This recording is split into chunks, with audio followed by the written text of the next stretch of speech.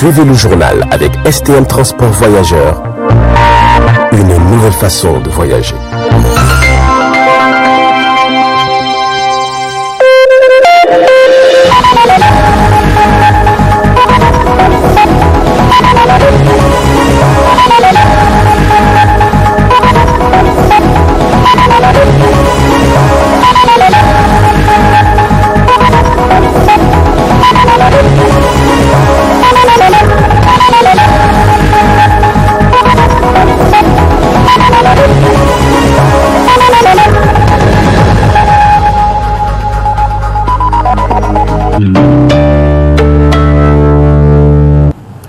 Messieurs, dames, bonsoir et bienvenue à cette édition d'information du soir sur le miroir de la femme. Cela dit, commémoration ce soir par la communauté musulmane de la fête de l'anniversaire de la naissance du prophète Mohammed sallallahu alayhi wa sallam. Notre reporter Alou Sani y était dans certaines mosquées pour constater l'état des préparatifs. Suivons son reportage. حرف العلي عليه صلاة الله ثم سلامه صلاة تركينا إلى الذكر والهدي. La Oumma islamique célèbre ce soir la fête de l'anniversaire de la naissance du prophète Mohammed, paix et salut sur lui. Une fête entièrement commémorée par les disciples de la confrérie Tija. Dans certains quartiers de la capitale, les fidèles musulmans sont à pied d'heure. À la Zawiya de chaque chef du deuxième arrondissement, les dispositions ont été prises pour une bonne fête du Mouloud. Alhamdulillah. Donc, concernant le niveau de préparatif du Mouloud, je disais que vraiment nous sommes à 80% parce que tout ce qui est l'accueil, l'installation des hôtes et puis les préparations au niveau de la restauration, tout est presque fini. Je suis en train de constater que même le lieu qui doit abriter les hôtes pour les prêches et les zikr, la lecture du Coran, presque l'installation est prête. Et seulement ce qu'il faut notifier, c'est le contexte exceptionnel de cette année lié à la situation du Covid-19 qui a fait que beaucoup de nos hôtes ne pouvaient pas faire le déplacement. Ceux qui étaient du côté du Nigeria, du Ghana, du Mali, du Sénégal ne pouvaient pas venir. Donc c'est juste les hôtes qui sont dans le contrée du Niger qui peuvent venir. Et là nous sommes déjà en train de les accueillir, les abriter et passer vraiment vers 19h déjà les activités vont commencer, Inch'Allah. À Lekogar, Wadata, on constate une affluence de fidèles musulmans, hommes, femmes et enfants venus de certaines localités du pays et qui se rendent aussitôt à la cité de Maulana Cheikh Aboubakar Hashim Kyota.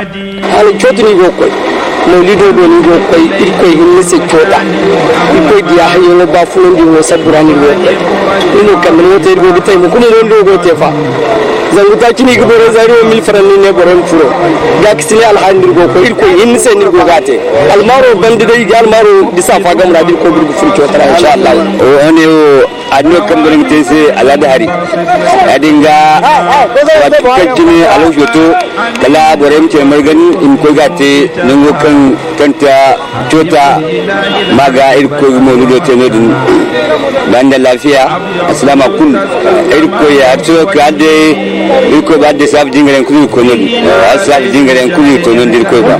La communauté musulmane consacrera cette nuit du Mawlud à la lecture du Saint-Coran, de Diwan et Ishimiya afin d'implorer Allah subhanahu wa ta'ala pour que sa miséricorde descende dans notre pays. Wallahi la tulfi li Ahmad saniyan fa Ahmad fardun jawharun lan yuqassama.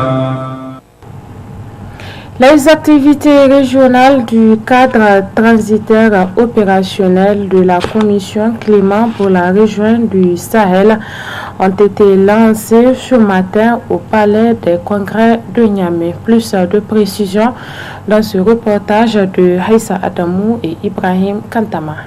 Cette cérémonie officielle consacre le lancement des activités du cadre transitoire CTO de la Commission climat pour la région du Sahel CCRS. Le ministre directeur du cabinet de la présidence, représentant le président de la République, son Excellence Issoufou Mahamadou, a tout d'abord rappelé que cette commission est une vision commune, mais de l'expression d'une volonté politique affichée et d'un leadership affirmé pour un Sahel plus résilient face au choc climatique. C'est donc à travers une déclaration dite déclaration de Marrakech, issue de ce sommet historique, qu'ont été mises en place 3 commissions climatiques régionales dont la création a été entérinée par la 28e session de la conférence de l'Union africaine tenue les 30 et 31 janvier 2017 à Addis Abeba.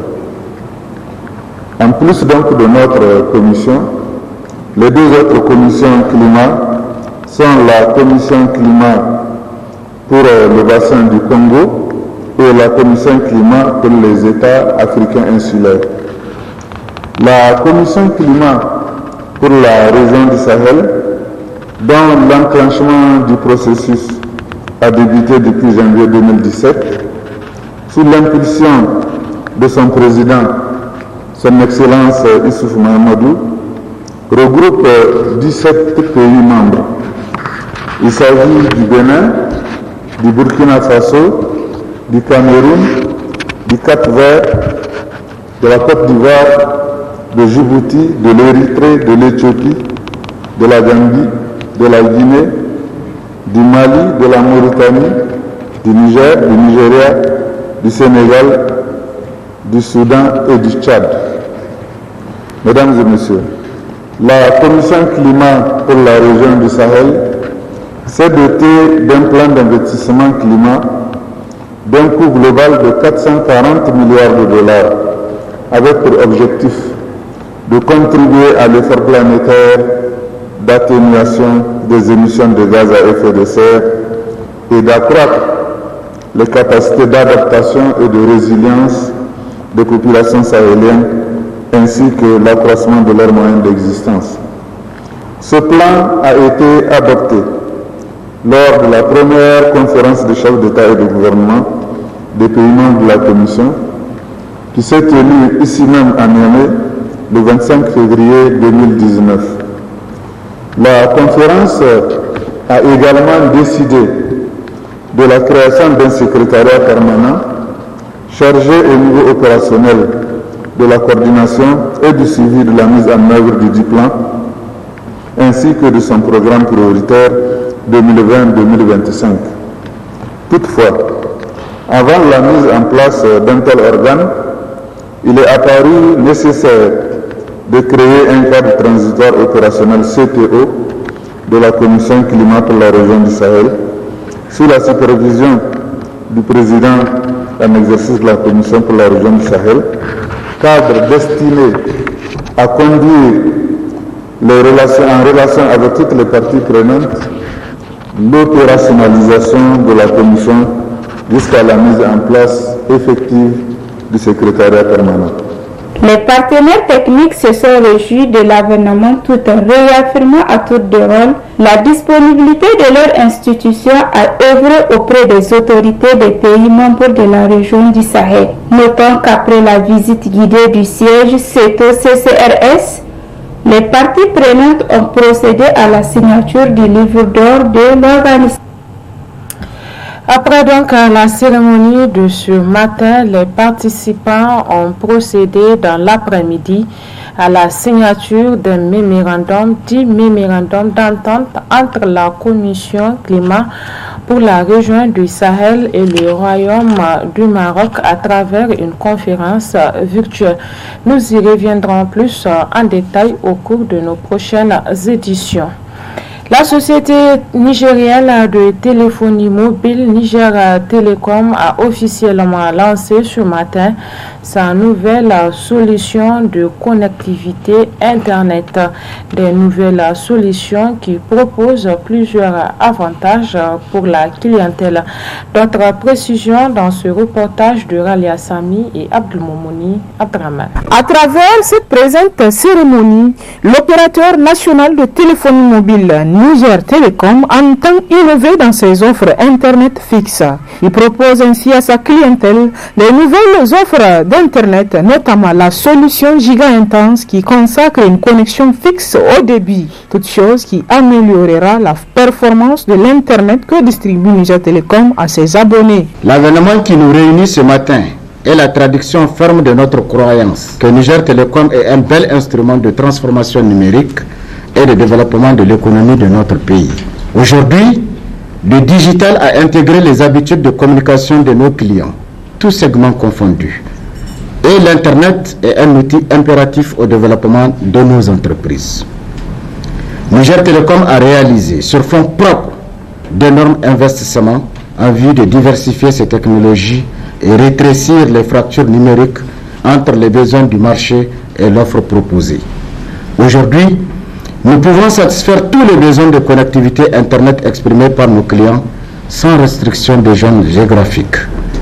Nous avons également procédé à des baisses significatives des prix à plus de 50% de toutes nos solutions Internet et nous sommes parfaitement capables de nous adapter à chaque préoccupation client dans le domaine de la connectivité Internet, qu'il s'agisse du coût, du délai ou de la technicité. Au directeur commercial de donner plus d'explications sur ces nouvelles offres de services Internet de Niger Telecom. Pour ceux qui connaissent communément, c'est de l'ADSL qu'on propose et dont le méga a été estimé jusqu'à 110 000 francs le mois. Donc déjà d'entrée de jeu, le 512 qui était à 25 000 francs le mois a été supprimé parce que le méga, au lieu que ce soit facturé à 110 000 francs le mois, aujourd'hui on le propose seulement à 25 000 francs.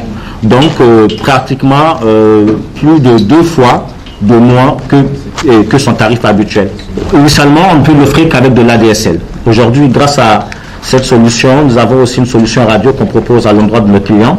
Et donc, il nous permet, grâce aux investissements que Niger Telecom a consentis, de vraiment pouvoir satisfaire tous les besoins de clients. Donc, à l'époque, souvenez-vous, on dit souvent, on a eu beaucoup de demandes clients parce que les infrastructures de l'ADSL n'arrivaient pas à couvrir les clients, quelle que soit leur zone géographique.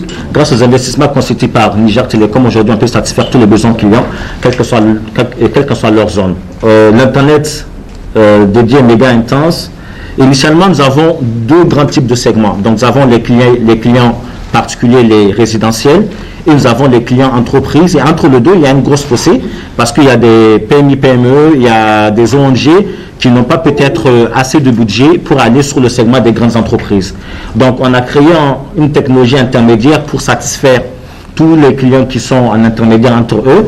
Et donc, on propose le haut débit dédié méga intense, voilà, qui propose donc une bonne qualité un bon rapport de qualité et de prix avec une stabilité et du confort. C'est une connexion qui propose donc une bonne maîtrise du budget et un très bon rendement. Avec cette solution Giga Intense de Niger Telecom, les grandes entreprises, les PMI, PME, les écoles, les cyber et autres, tous auront accès à une connectivité intense et puissante de l'Internet haut débit. À la fin de la présentation de cette nouvelle solution, retenez que les journalistes ont eu droit à poser des questions auxquelles le directeur général de Niger Telecom a apporté des réponses précises.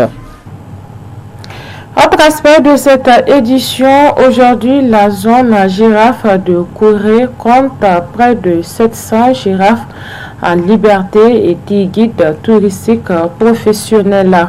Pour Lamine Seydou, le conservateur de la zone, il faut réfléchir sur la manière de rendre durable la cohabitation entre les girafes et la population de Corée. Détail avec le studio Kalango. La girafe est venue trouver la population de Corée. Et depuis leur arrivée jusqu'à aujourd'hui, ils l'ont accepté. Mais il ne manque pas de temps en temps de petits conflits liés à la cohabitation. La girafe, vous savez, avec le changement climatique, la dégradation de son habitat, elle a changé un peu son régime alimentaire. Donc elle a commencé à goûter aux cultures vivrières et fruitières.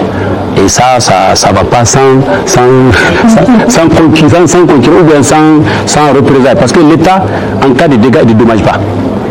Mais à travers les interventions communautaires, donc à travers les différents secteurs, l'hydraulique, l'environnement, l'agriculture, l'État, il fait, des travaux communautaires sous forme de compensation. Mais d'une manière individuelle, jusqu'ici, on n'a pas commencé à dédommager. Mais quand même, les réflexions sont en cours pour voir dans la mesure du possible comment on va penser vraiment à rendre durable cette cohabitation à travers un dédommagement futur. Donc aujourd'hui, la zone girafe dispose de 10 guides touristiques professionnels. Et la population des girafes est estimée à plus de 664 individus qui vivent en parfaite harmonie avec la population locale, sans aucun prédateur. Mais cette espèce évolue dans une zone limitée, donc limitée hors d'une zone protégée. Donc ça veut dire qu'elle court des risques.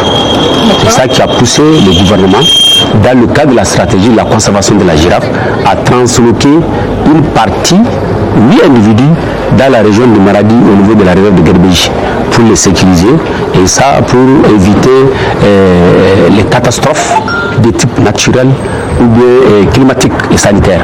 Les girafes transloquées, selon les échos, elles se portent très bien. Et elles volent aussi là-bas dans un environnement sans prédateurs. Sur le milieu, il n'y a pas de culture, donc il n'y a pas de concurrence ou bien de représailles avec les cultivateurs envers ces girafes. C'est uniquement une zone de pâturage qui regorge beaucoup de ressources, plus que même la zone de Kouri.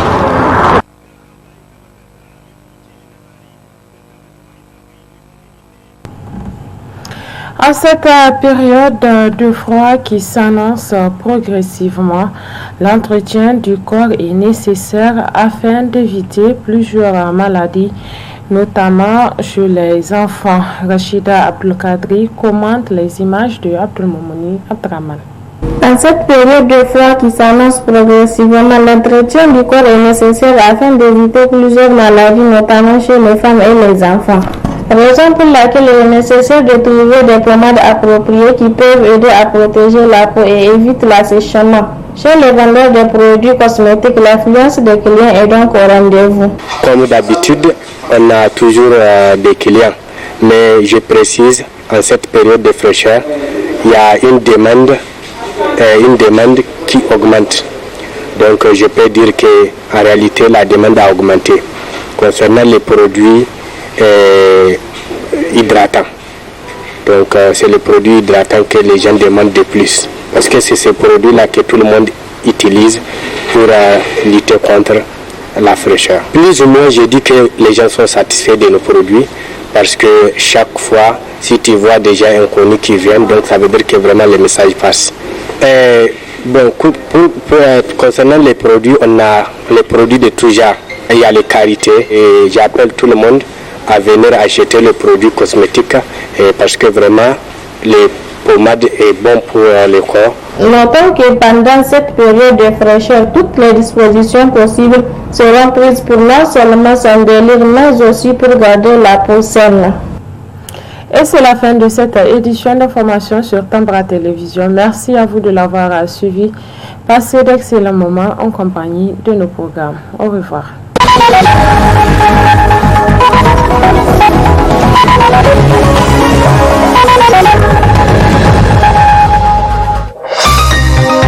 Ce journal vous a été présenté par STM Transport Voyageurs. Une nouvelle façon de voyager.